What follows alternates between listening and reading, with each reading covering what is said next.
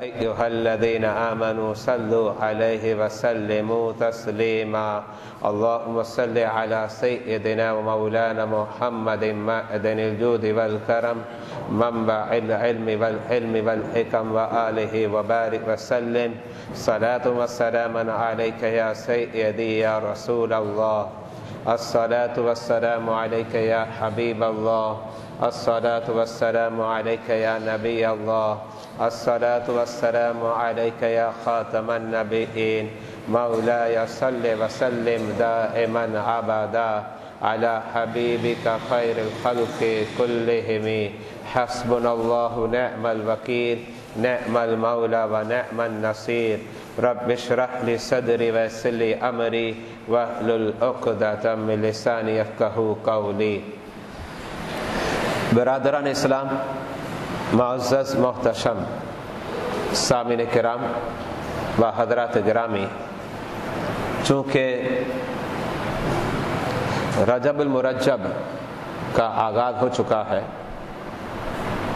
تو رجب المرجب کی مناسبت سے آپ حضرات کے سامنے سفر معراج کا تذکرہ کروں گا. اللہ رب العزت کی بارگاہ میں دعا ہے، اے رب ذوالجلال کلمات حق کہنے کی توفیق عطا فرما اور کلمات حق کو سننے کے بعد اس پر عمل، مزید آگے ابلاغ و تبلیغ کی توفیق عطا فرما. اللہ رب العزت نے اپنے حبیب علیہ الصلاۃ والسلام کو بڑے فضائل اور مناقب عطا فرمائے.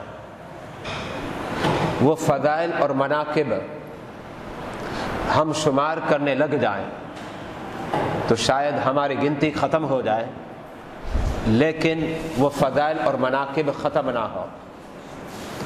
ان فضائل، مناقب، محاسن اور خصائص میں اللہ رب العزت نے اپنے حبیب علیہ الصلاۃ والسلام کو یہ فضیلت عطا فرمائی کہ معراج کی سعادت سے مستفید فرمایا. سفر معراج نبی علیہ الصلاۃ والسلام کے فضائل و مناقب میں سے ایک فضیلت ہے اور انتہا درجے کی اہمیت کی حامل ہے.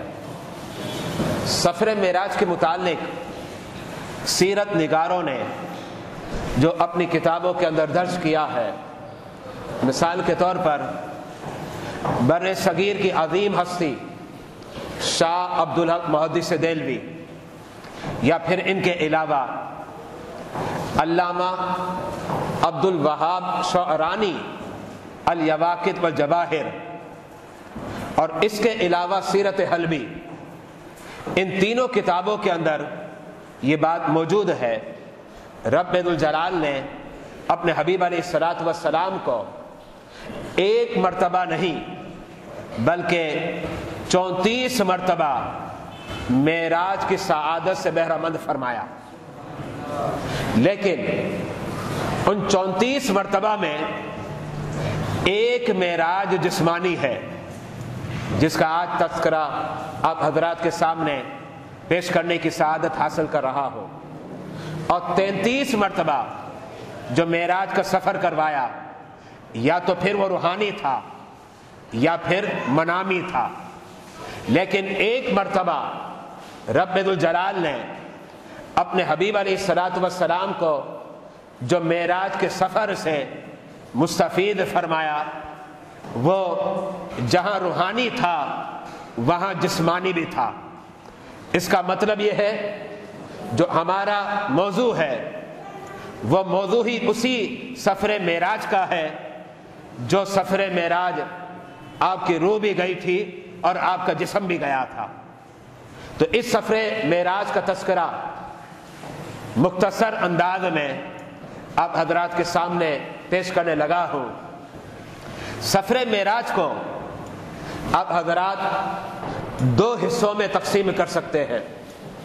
پہلا حصہ مکانی سفر کہلائے گا اور دوسرا حصہ لامکانی ہے. اگر آپ چند لفظوں میں سفر معراج بیان کرنا چاہتے ہیں تو اس انداز میں پیش کر سکتے ہیں، سفر معراج مکانی اور لامکانی، یہ سفر معراج ہے۔ سفر معراج جو مکانی ہے، اب آپ اس کے 4 اسٹیپ بنا لیں، 4 مراتب اور مدارج بنا لیں۔ تو پہلا سفر جو ہے وہ زمینی ہے، پھر اس کے بعد دوسرا سفر یہ فضائی سفر ہے، اور پھر اس کے بعد تیسرا سفر ہے وہ آسمانی سفر ہے، اور پھر اس کے بعد جو چوتھا سفر ہے یہ ما فوق السماوات، یعنی آسمانوں کے اوپر کا ہے۔ یہاں تک کہ میرے آقا علیہ الصلوۃ والسلام اب مکان اور لا مکان کے درمیان جو بارڈر ہے، جسے سدرۃ المنتہا کہتے ہیں، میرے آقا نے اب اسے عبور فرما لیا اور لا مکان کا سفر شروع ہو گیا۔ تو یہ سارا سفر یا تو مکانی ہے یا پھر لا مکانی ہے، اور مکانی سفر کا جو آغاز ہوا اس کے متعلق کتابوں کے اندر درج ہے۔ میرے آقا علیہ الصلوۃ والسلام حضرت سیدہ ام ہانی جو پیارے مصطفیٰ علیہ الصلوۃ والسلام کی کزن تھی، اب ان کے گھر میں آرام فرما رہے تھے۔ رات کا وقت تھا، 27 رجب المرجب تھی، شب پیر تھا، اور اعلان نبوت کا 11واں سال تھا، جس کا مطلب یہ ہے کہ 2 سال کے بعد میرے آقا علیہ الصلوۃ والسلام نے مدینہ طیبہ کی طرف ہجرت فرمائی۔ میرے آقا علیہ الصلوۃ والسلام حضرت سیدہ ام ہانی کے گھر میں آرام فرما رہے ہیں۔ بارگاہ رب العزت سے جبریل امین کو حکم ہوا، جاؤ میرے حبیب کی بارگاہ میں اور مختلف مناظر میرے حبیب کو دکھا دو، اور پھر یہ سیر کرتے ہوئے انہیں مکان سے لا مکان لاؤ، تاکہ وہاں میں اپنے وجود کے آگے پردوں کو ہٹا دوں اور بالمشافہ میرا پیارا میرے وجود کو دیکھ لے۔ حضرت سیدنا جبریل علیہ الصلوۃ والسلام سدرۃ المنتہا سے حضرت سیدہ ام ہانی کے گھر پر تشریف لاتے ہیں، آپ کو بیدار کیا۔ لیکن جب آپ بیدار ہوئے تو اس وقت جو ہے آپ آدھی نیند میں تھے، جسے ہم کہتے ہیں نہ مکمل نیند تھی نہ مکمل بیدار ہونا تھا، آدھی نیند میں تھے۔ میرے آقا علیہ الصلوۃ والسلام آگے بڑھے، مسجد حرام حتیم کعبہ میں آ گئے۔ حتیم کعبہ میں آنے کے بعد اب سو گئے، اب پھر آپ کی آنکھ لگ گئی۔ حضرت سیدنا جبریل علیہ الصلوۃ والسلام نے اب حتیم کعبہ کے اندر آپ کو بیدار کیا۔ اس کا مطلب یہ ہے جب آپ حضرت سیدہ ام ہانی کے گھر پر تھے تب بھی جبریل نے بیدار فرمایا، اور جب آپ حتیم کعبہ میں تھے اس وقت بھی حضرت سیدنا جبریل علیہ السلام نے آپ کو بیدار فرمایا۔ یہی وجہ ہے، روایات مختلف ہیں۔ بعض روایات کے اندر آتا ہے سفر معراج کا جو آغاز ہے وہ مسجد حرام ہے، اور بعض روایات میں آتا ہے سفر معراج کا جو آغاز ہے وہ حضرت سیدہ ام ہانی کا گھر ہے۔ اور اس کی وجہ کیا ہے؟ وجہ میں نے ابھی آپ کے سامنے پیش کر دی ہے۔ میرے آقا علیہ الصلوۃ والسلام جب حتیم کعبہ میں آرام فرما رہے تھے، حضرت سیدنا جبریل علیہ السلام نے آپ کو بیدار فرمایا اور ارشاد فرمایا رب آپ کو اپنی بارگاہ میں بلا رہا ہے تاکہ اپنا وجود مسعود جو ہے آپ کا ظاہر فرما دے، اپنا جلوہ اپنا جمال جو ہے آپ پر کیا کر دے، عیاں فرما دے۔ لیکن اس سے قبل جو ہے رب ذوالجلال کا جلوہ کسی نبی نے نہیں دیکھا۔ سب سے پہلے اور دنیاوی زندگی میں پہلے بھی وہی ہے اور آخر بھی وہی ہے، اور وہ کون ہے؟ میرے آقا علیہ الصلوۃ والسلام کی ذات بابرکت ہے۔ میرے آقا نے رب ذوالجلال کا جلوہ دیکھا، نہ آپ سے قبل کسی نے جمال خدا دیکھا، نہ آپ کے بعد کسی نے جمال خدا دیکھا۔ یہ وہ فضیلت ہے جو آپ کے خصائص میں ہے۔ رب ذوالجلال نے یہ فضیلت کسی اور نبی، پیغمبر اور رسول کو نہیں عطا فرمائی، یہاں تک کہ کسی فرشتے نے بھی نہیں دیکھا، نہ جبریل نے دیکھا، نہ اسرائیل نے دیکھا، نہ میکائیل نے دیکھا، نہ اسرافیل نے دیکھا، بس رب ذوالجلال کا جمال جو ہے کس نے دیکھا؟ بصارت مصطفیٰ نے دیکھا، نگاہ مصطفیٰ نے دیکھا۔ صرف رب نے اپنا جمال اور اپنا جلوہ جو ہے اپنے حبیب کو دکھایا۔ ہاں، قیامت کے دن رب ذوالجلال ہر ایک کو دکھائے گا، وہ بات علیحدہ ہے، اور دنیاوی زندگی کی بات علیحدہ ہے۔ تو دنیا کے اندر رب ذوالجلال نے صرف ایک ہستی کو اپنا جلوہ اور جمال دکھایا، اور وہ ہستی کون ہے؟ پیارے مصطفیٰ علیہ الصلوۃ والسلام کی ذات ببرکت ہے۔ میرے آقا علیہ الصلوۃ والسلام کے سینے اقدس کو چیرا گیا، اور پھر نور اور ایمان کے جس مرتبے پر آپ فائد تھے مزید بلند مرتبہ حاصل ہو جائے، اس کے لیے اب کیا کر دیا؟ نور کو انڈیل دیا گیا، اور ایمان کو آپ کے سینے اقدس کے اندر انڈیل دیا گیا، اور میرے آقا علیہ الصلوۃ والسلام کے لیے سواری کا اہتمام ہے، اور اس سواری کا جو اسم گرامی احادیث کے اندر مذکور ہے، اور وہ کیا ہے؟ براق ہے، اور یہ جنتی جانور ہے۔ اس جانور پر میرے آقا نے سوار ہونا ہے، اور براق کہتے کس کو ہے؟ اگر آپ لفظ براق پر غور کریں تو براق کہتے ہیں بجلی کو، برقن سے بنا ہے، بجلی کو کہا جاتا ہے۔ اور روایت کے اندر آتا ہے میرے آقا علیہ الصلوۃ والسلام جس جانور پر سوار تھے، اپنا جب وہ قدم اٹھاتا ہے تو اس کا قدم کہاں اٹھ کر ٹھہرتا ہے اور رکتا ہے؟ فرمایا جہاں حد نگاہ ہوتی ہے، جہاں حد نگاہ۔ اور آج کل کیا ہوتا ہے؟ 5 انچ 10 انچ 20 انچ، کتنا بڑا قدم ہوگا، لیکن رب ذوالجلال نے اس جنتی جانور جس کا نام براق ہے اسے اتنا عظیم مقام عطا فرمایا کہ وہ جب قدم رکھتا ہے تو کہاں ہوتی ہے؟ جہاں نگاہ کی حد نگاہ کی انتہا ہو جاتی ہے، جہاں حد نگاہ کی انتہا ہو جاتی ہے وہاں وہ قدم رکھتا ہے۔ میرے آقا علیہ الصلوۃ والسلام اس جانور پر سوار ہو گئے، اور فرشتوں کی بارات ہے، حضرت جبریل بھی ساتھ ہے۔ میرے آقا کو آج سفر معراج کے لیے لے جانا ہے۔ میرے آقا جانور پر سفر کر رہے ہیں، راستے میں آپ نے مختلف مناظر دیکھے، لیکن ایک منظر میں آپ کے سامنے پیش کرتا ہوں۔ میرے آقا فرماتے ہیں، اور مسلم شریف کی حدیث ہے، نسائی کے اندر بھی موجود ہے، اور امام احمد بن حنبل نے اپنی مسند کے اندر ایک مقام پر نہیں بلکہ متعدد مقامات پر اس روایت کو پیش کیا۔ میرے آقا جب سفر معراج کو گئے تو قبر موسیٰ علیہ السلام کے قریب سے گزرے۔ فرماتے ہیں میں نے موسیٰ علیہ السلام کو دیکھا، وَهُوَ قَائِمٌ يُصَلِّي فِي قَبْرِهِ، حضرت سیدنا موسیٰ علیہ السلام اپنی قبر انور کے اندر نماز ادا فرما رہے تھے۔ اب ذرا غور کریں، ہزاروں سال پہلے موسیٰ علیہ السلام نے وصال فرما لیا اور پردہ فرما لیا، لیکن وہ اپنی قبر انور میں حاضر ہے، اور حالت قیام میں وَهُوَ قَائِمٌ يُصَلِّي فِي قَبْرِهِ اپنی قبر انور کے اندر نماز ادا فرما رہے ہیں۔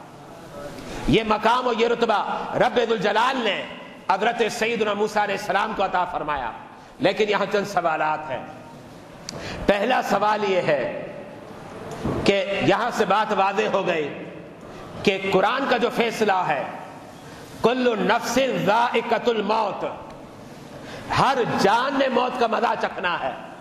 ظاہری بات ہے اس میں کوئی فرق نہیں، ہر انسان موت کا مزہ چکھتا ہے، خواہ وہ عام انسان ہو یا پھر خاص انسان ہو، اگر مقام ولایت پر ہو یا مقام نبوت اور رسالت پر فائد ہو، اس لیے کہ قرآن کا فیصلہ ہے کل نفس ذائقۃ الموت، ہر جان نے موت کا مزہ چکھنا ہے۔ اس کا مطلب کیا ہوا؟ ہر ایک موت کا مزہ چکھے گا، لیکن فرق ہوتا ہے۔ ہمارے اور خاص بندوں میں فرق ہوتا ہے. انبیاء کرام کو بھی موت آتی ہے لیکن وہ کتنے عرصے کے لیے ہے؟ لمحے بھر کے لیے ہے. اور اہل سنت و جماعت کا عقیدہ ہے رب ذوالجلال پھر انہیں حیات عطا فرما دیتا ہے، اور پھر ان کی جو زندگی ہے، جو دنیاوی زندگی تھی اس سے کہیں گنا اچھی زندگی ہوتی ہے. اور یہ قرآن نے بھی واضح کر دیا وَلَا تَقُولُوا لِمَن يُقْتَلُ فِي سَبِيلِ اللَّهِ أَمْوَاتٌ بَلْ أَحْيَاءٌ. جب شہداء زندہ ہیں تو انبیاء کرام بدرجہ اولا جو ہے وہ زندہ ہے. لیکن قرآن کا فیصلہ ہے کل نفس ذائقۃ الموت، ہر جان نے موت کا مزہ چکھنا ہے. اس کا مطلب کیا ہوا؟ حضرت اسرائیل علیہ السلام موسیٰ علیہ السلام کے پاس بھی آئے تھے، حضرت نوح علیہ السلام کے پاس بھی آئے تھے، حضرت لوط علیہ السلام کے پاس بھی آئے تھے، حضرت ابراہیم علیہ السلام کے پاس بھی آئے تھے، اور میرے آقا کے دربار میں بھی آئے تھے. ہر جگہ پر حضرت اسرائیل علیہ السلام کی ڈیوٹی لگی ہے، لیکن وہ جو اجل آئی اور موت آئی وہ کتنے وقت کے لیے ہے؟ لمحے بھر کے لیے ہے، وہ ایک آن کے لیے ہے. پھر رب ذوالجلال انبیاء کرام کو جو حیات عطا فرماتا ہے وہ دنیاوی حیات سے کہیں گنا زیادہ بہتر ہوا کرتی ہے. تو حضرت سیدنا موسیٰ علیہ السلام اپنی قبر انور کے اندر حالت قیام میں نماز ادا فرما رہے ہیں، اور بالکل صحیح روایت ہے، یہاں سے بات واضح ہو گئی، انبیاء کرام کو رب ذوالجلال حیات عطا فرماتا ہے. انبیاء کرام کو رب ذوالجلال حیات عطا فرماتا ہے. اور دوسری اور بات بھی واضح ہو گئی، اور وہ بات کیا ہے؟ میرے آقا علیہ الصلوۃ والسلام کہاں تھے؟ عالم دنیا میں تھے، جس دنیا میں میں اور آپ اب ہیں، آپ اس دنیا میں تھے. اور حضرت سیدنا موسیٰ علیہ السلام کہاں تھے؟ عالم برزخ میں تھے. یہی وجہ ہے کہ عالم دنیا اور عالم برزخ یہ دونوں علیحدہ علیحدہ ہیں. اور جو عالم دنیا میں ہوتا ہے رب ذوالجلال اس کے سامنے عالم برزخ کو ظاہر نہیں کرتا. کبھی کبھار رب عبرت کے لیے ظاہر کر دیتا ہے عذاب قبر کو، ورنہ اگر مردے کو عذاب بھی ہو رہا ہے آپ قبر کھول کے دیکھ لیں عذاب نظر نہیں آئے گا. وجہ کیا ہے؟ کہ وہ عذاب عالم برزخ میں ہے، اور ہم کہاں ہیں؟ عالم دنیا میں ہے. عالم دنیا اور عالم برزخ دونوں کے درمیان پردہ ہے، دونوں کے درمیان حجاب ہے، نظر نہیں آتا. مردہ ہمارے برابر میں موجود ہے، اس پر عذاب ہو یا پھر جزا ہو ہمیں نظر نہیں آئے گا. وجہ کیا ہے؟ پردہ ہے. لیکن کبھی کبھار آپ نے سنا ہے رب ذوالجلال کسی پر قبر کے عذاب کو ظاہر فرما دیتا ہے اور وہ دیکھ لیتا ہے. اس کا مطلب ہے کہ رب اسے عبرت دینے کے لیے، نصیحت دینے کے لیے اس پردے کو اٹھا دیتا ہے. جب پردہ اٹھ جاتا ہے وہ اسے دیکھ لیتا ہے. اگرچہ یہ کیسا ہے عمل؟ یہ شاذ و نادر ہے، کبھی کبھار ہو جاتا ہے. اور میرے آقا علیہ الصلوۃ والسلام عالم دنیا میں ہیں اور عالم برزخ میں حضرت سیدنا موسیٰ علیہ السلام کو دیکھ رہے ہیں، باوجود اس کے کہ دونوں کے درمیان کیا ہے؟ حجابات ہیں، پردے بھی ہیں. اس کا مطلب یہ ہوا ہماری بصارت الگ ہے، مصطفیٰ کی بصارت الگ ہے. ہماری نگاہ الگ ہے، مصطفیٰ کی نگاہ الگ ہے. ہم تو صرف قریب میں دیکھتے ہیں، ہم صرف آگے دیکھتے ہیں. میرے مصطفیٰ کی شان یہ ہے کہ قریب میں بھی دیکھتے ہیں، بعید میں بھی دیکھتے ہیں، آگے بھی دیکھتے ہیں، پیچھے بھی دیکھتے ہیں، ظاہر کو بھی دیکھتے ہیں، اور رب ذوالجلال کے فضل سے باطن کو بھی دیکھتے ہیں. یہ شان مصطفیٰ علیہ الصلوۃ والسلام ہے. میرے آقا علیہ الصلوۃ والسلام اب مسجد اقصیٰ پہنچے. مسجد اقصیٰ تک یہ سارا سفر زمینی سفر کہلائے گا. یہ پہلا اسٹیپ ہے. میں نے آپ کو بتایا جو مکان کا سفر ہے اس کے اسٹیپ کتنے ہیں؟ 4 ہیں. 4 اسٹیپ ہیں، 4 مدارج اور مراتب ہیں. پہلا اسٹیپ زمینی سفر کا تھا اور وہ مسجد حرام سے لے کر مسجد اقصیٰ تک ہے. اور یہ سفر کہاں سے ثابت ہے؟ قرآن سے ثابت ہے. قرآن کہتا ہے سبحان الذی اسری بعبدہ لیلا من المسجد الحرام الی المسجد الاقصیٰ، یعنی پاک ہے وہ ذات جس نے رات کے مختصر وقت میں اپنے پیارے عبد مقدس کو مسجد حرام سے مسجد اقصی کی سیر فرمائی اور سیر کروائی. یہ قرآن بیان کرتا ہے. اس کا مطلب کیا ہوا؟ مطلب یہ ہوا کہ مسجد حرام سے لے کر مسجد اقصی تک کا جو سفر ہے، اگر کوئی شخص اس سفر کا انکار کرتا ہے تو یہ انکار قرآن کا ہے. اور قرآن کا انکار کرنے والا کون ہے؟ ظاہر بات ہے کافر ہے جو قرآن پر ایمان نہیں رکھتا. تو اتنا سفر جو زمینی سفر ہے، قرآن کی واضح نص موجود ہے، اب اگر کوئی اس کا انکار کرتا ہے وہ کافر ہوگا. یہی بات اکابر علماء نے اس آیت کریمہ کے تحت لکھی ہے. لکھتے ہیں کہ مسجد حرام سے لے کر مسجد اقصی تک کا سفر جو ہے یہ قرآن کی واضح آیت سے ثابت ہے. اب اس کا جو انکار کرتا ہے وہ پھر مسلمان کیسے کہلائے گا؟ یقیناً وہ کیا ہے؟ کافر ہے. یہ بات قرآنی مسئلہ ہے، یہ میرے اور آپ کے گھر کا نہیں ہے، یہ کسی عالم کے ذاتی گھر کا نہیں ہے، بلکہ یہ قرآنی مسئلہ ہے. اور ظاہری بات ہے قرآن کے کلمات کا انکار کرنا اور قرآن کی نصوص کا انکار کرنا ہر شخص جانتا ہے یہ کفر ہے، وہ دائرہ اسلام سے خارج ہو جائے گا. اب یہ سفر جو زمینی سفر ہے، میرے آقا علیہ الصلوۃ والسلام مسجد اقصی پہنچ گئے. اور خدا کی شان دیکھیے، میرے آقا علیہ الصلوۃ والسلام سے پہلے گویا ایسا لگتا ہے کہ استقبال ہو رہا ہے. حضرت سیدنا آدم علیہ السلام سے لے کر حضرت سیدنا عیسیٰ علیہ الصلوۃ والسلام تک تمام پیغمبران جو ہے مسجد اقصی میں موجود تھے. تمام پیغمبران. اور ذرا غور کریں، حضرت موسیٰ علیہ السلام اپنی قبر میں بھی تھے اور موسیٰ علیہ السلام جو ہے مسجد حرام میں بھی تھے.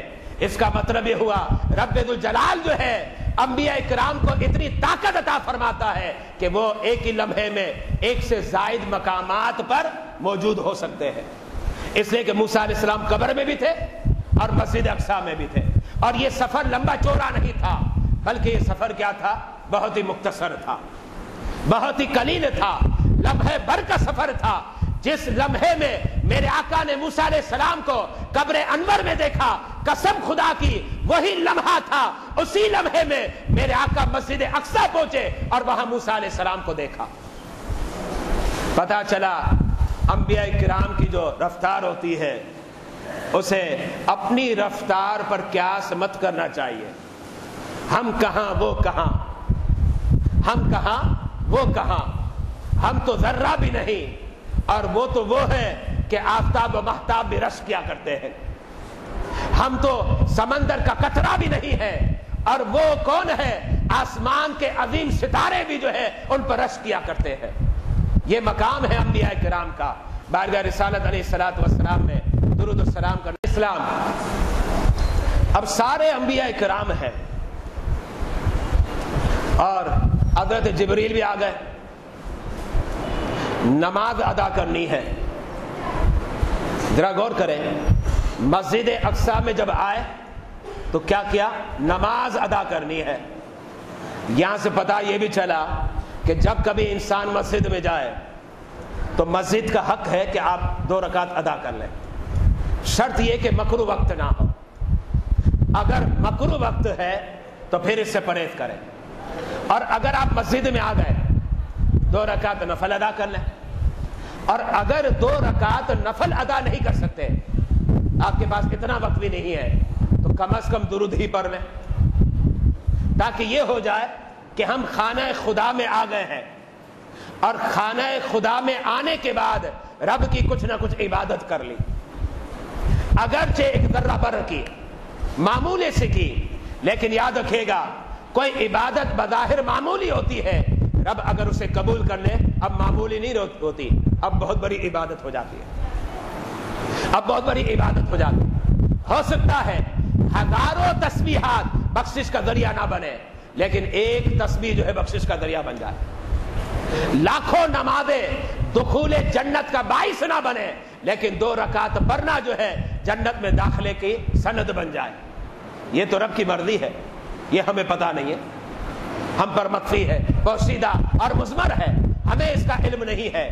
میرے آقا علیہ الصلوۃ والسلام موجود ہے، انبیاء کرام بھی موجود ہے. اب 2 رکعت ادا کرنی ہے. امامت کون کرے گا؟ ظاہر بات ہے جبریل جسے آگے کریں گے اسے امامت کرنی ہے. اور جبریل کسے آگے کریں گے؟ جس کے متعلق رب کا حکم ہوگا.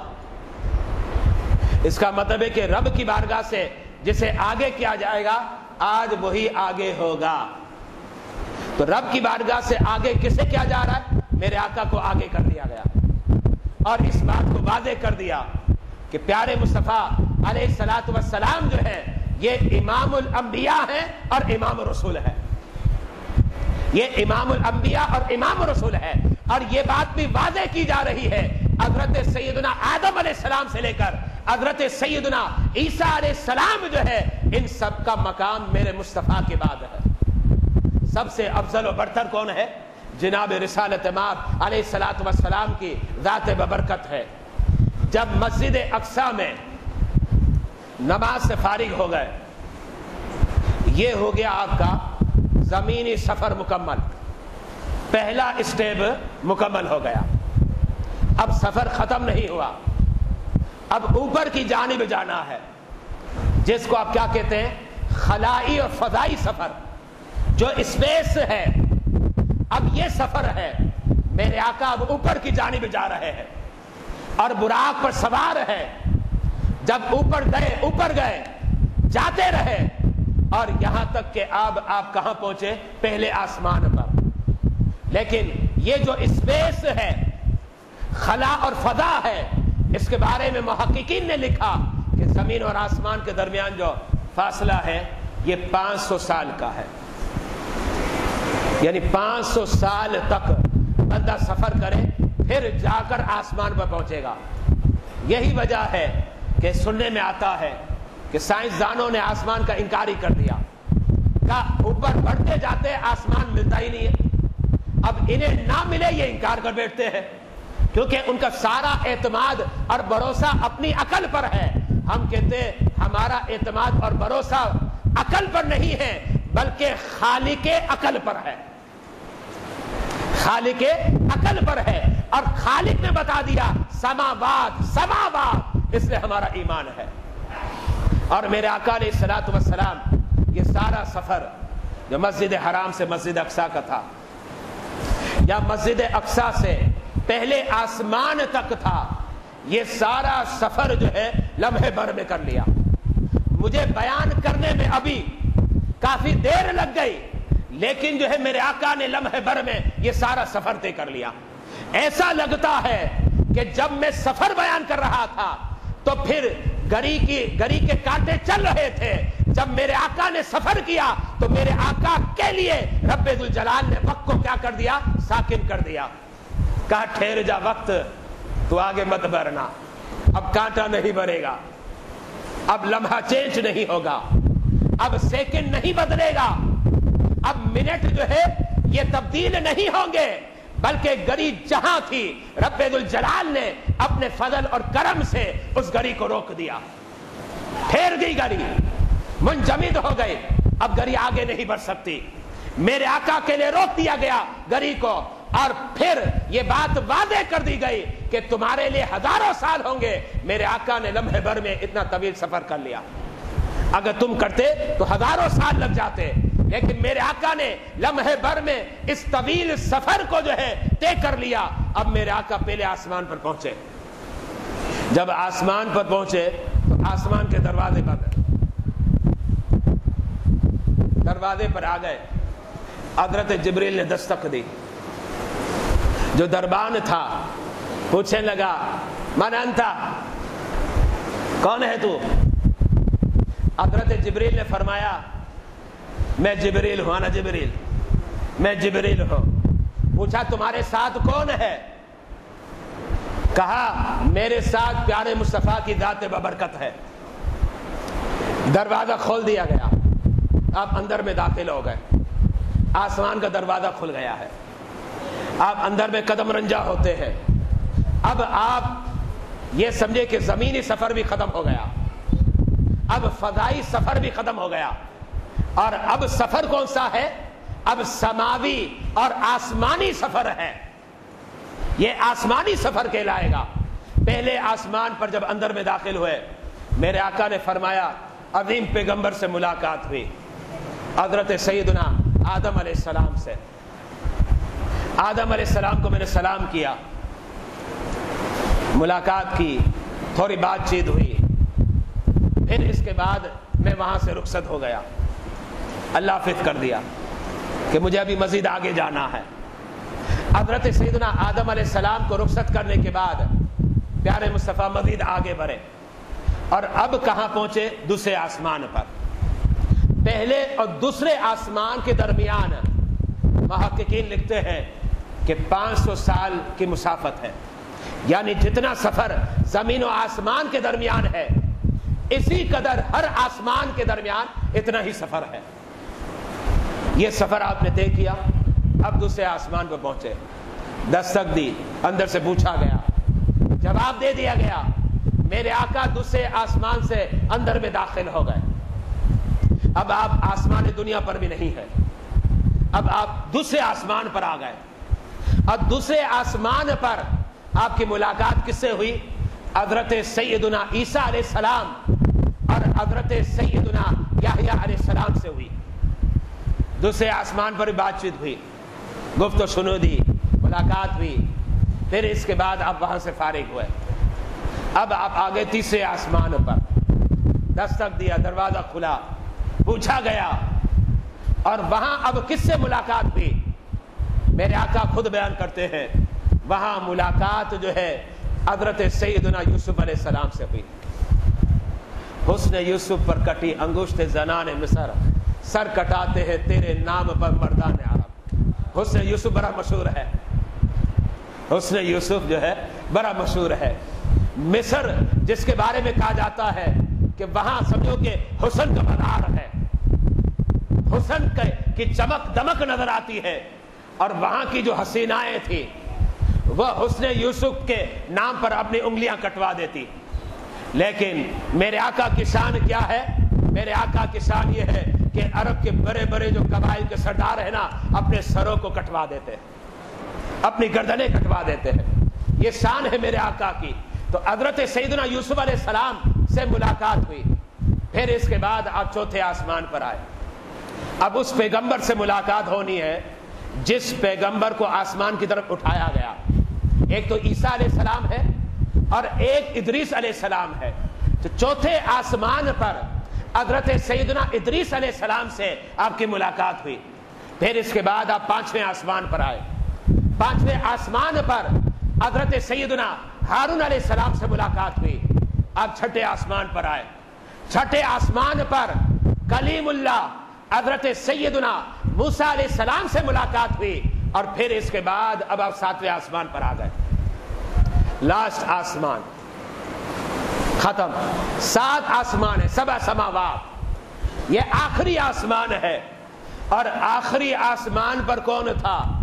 میرے آقا علیہ الصلوۃ والسلام کے بعد جو سب سے افضل پیغمبر ہیں، میرے آقا کے بعد جو سب سے افضل پیغمبر ہے، اور وہ کون ہے؟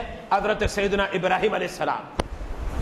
حضرت سیدنا ابراہیم علیہ السلام سے 7ویں آسمان پر ملاقات ہوئی۔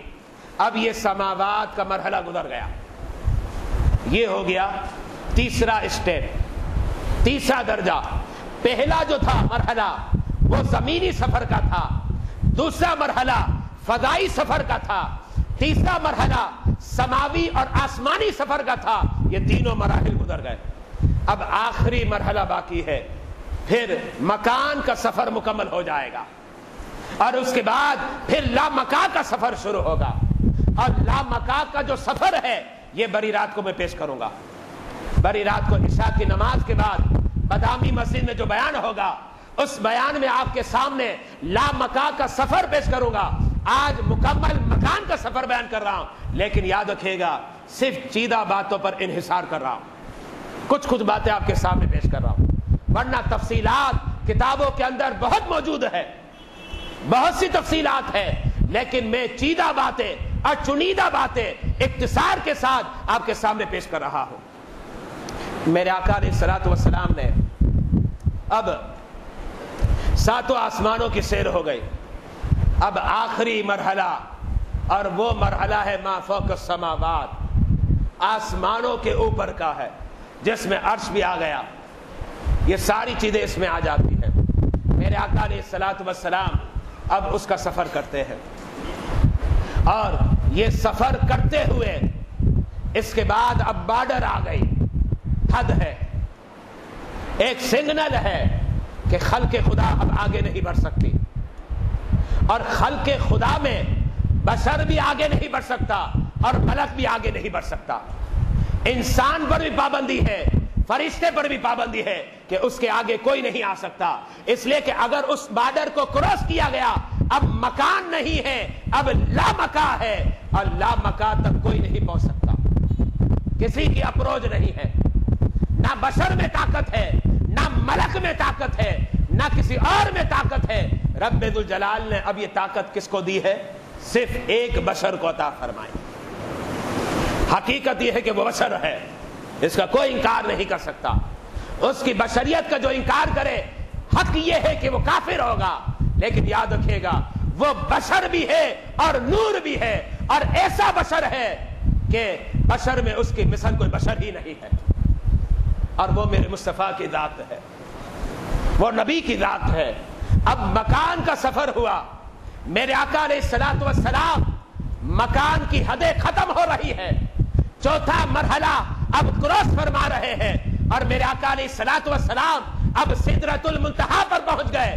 جب سدرۃ المنتہا پہنچے اور یہ بارڈر اور حد ہے اور یہ دیوار ہے مکان اور لا مکان کے بیچ کے اندر، اس سے آگے اب کوئی بشر نہیں جا سکتا، کوئی ملک نہیں جا سکتا۔ میرے آقا مکان سے لا مکان کی طرف قدم جب بڑھاتے ہیں جبریل پیچھے رہ گئے، جبریل پیچھے رہ گئے۔ میرے آقا نے فرمایا جبریل کیا ہوا؟ ساتھ چل رہے تھے، اب ساتھ چھوڑ رہے ہو؟ جبریل نے کیا فرمایا؟ یا رسول اللہ بس یہی ہماری حد ہے، یہی ہماری حد ہے۔ لوگ کہتے ہیں جبریل کا بڑا مقام ہے، بے شک ہے، لیکن سنو جبریل بھی عاجز ہو گیا۔ میرے مصطفیٰ فرماتے چلو تم یہاں ٹھہرو، میرا مقام یہاں تک نہیں ہے، میں تو مکہ سے لا مکہ جاؤں گا، میں مکہ سے لا مکہ جاؤں گا۔ اسی لیے جبریل نے کہا نا کہ میں نے چمن جہاں کے سارے تھالے دیکھ لیے، یہی بولے سدرہ والے، چمن جہاں کے سارے تھالے میں نے چھان ڈالے، تیرے پائے کا نہ پایا، تجھے یک نے یک بنایا، تجھے واحد نے واحد بنایا۔ وہ وحدہ لا شریک خالق ہے، اور خلق میں جسے واحد بنایا وہ میرے مصطفیٰ کی ذات ہے، لیکن میرے مصطفیٰ مخلوق ہے، رب ذوالجلال خالق ہے، میرے مصطفیٰ مقدور ہے، رب ذوالجلال جو ہے قادر ہے، میرے مصطفیٰ ممکن الوجود ہے، رب ذوالجلال واجب الوجود ہے۔ یہ بات ذہن میں رکھیے گا، یہ بات ذہن میں رکھیے گا، یہ بہت بڑا فرق ہے خالق اور مخلوق۔ لیکن وہ خالق ہے، وحدہ لا شریک ہے، اور میرے مصطفیٰ مخلوق ہے، اور مخلوق میں کیا ہے؟ واحد اور یکتا ہے، واحد و یکتا ہے۔ رب ذوالجلال نے ان جیسا کسی کو بنایا ہی نہیں ہے، بلکہ جس کو بھی بنایا اپنے حبیب کے وسیلے سے بنایا، جسے وجود ملا، جان ملی، دھڑکن ملی، سانس ملے، جو کچھ بھی ملا ہے یہ سارا وسیلہ کس کا ہے؟ در مصطفیٰ کا ہے، در مصطفیٰ کا۔ قرآن اٹھائیے نا، گناہ رب کی بارگاہ کا ہو، گناہ جو ہے رب کی بارگاہ کا ہو، لیکن رب کیا کہتا ہے؟ وَلَوْ أَنَّهُمْ إِذْ ظَلَمُوا أَنفُسَهُمْ، تم گناہ میرا کرتے ہو، گناہ میرا کرتے ہو، وَلَوْ أَنَّهُمْ إِذْ ظَلَمُوا أَنفُسَهُمْ، لیکن یاد رکھنا جانا کہاں پڑے گا؟ جاؤگا میرے حبیب کے دربار میں، حبیب کے دربار میں جانا پڑے گا، اور وہاں جا کر کیا ہوگا؟ حبیب کو جو ہے وسیلہ بنانا پڑے گا، اور میرا حبیب جو ہے اگر سفارش کر دے تمہاری نا، تو پھر دیکھنا میں کیا کرتا ہوں، تمہاری بخشش کر دوں گا، تمہاری مغفرت کر دوں گا۔ تو پیارے مصطفیٰ کی جو ذات ہے وہ جنت میں داخل ہونے کا وسیلہ ہے، خدا کی نعمتوں کے حصول کا ذریعہ ہے۔ میرے آقا کی جو ذات ہے یہ وسیلہ اعظم ہے، جس کو جو ملتا ہے در مصطفیٰ سے ملتا ہے۔ ہاں دینے والا کون ہے؟ انما انا قاسم واللہ یعطی، دینے والا خدا ہے، لیکن یاد رکھنا جب رب دیتا ہے تو وہ جو اسٹیشن بنا ہوا ہے اور وہ جو گودام بنا ہوا ہے وہ در مصطفیٰ ہے. تقسیم یہیں سے ہوا کرتا ہے, تقسیم یہاں سے ہوتا ہے. رب ذوالجلال کی بارگاہ میں دعا ہے, اے مالک, اے پروردگار, اپنے حبیب کی بے انتہا ادب, تعظیم و توقیر کرنے کی توفیق عطا فرما اور گستاخوں کے ٹولوں سے ہمیں محفوظ فرما. وآخر دعوانا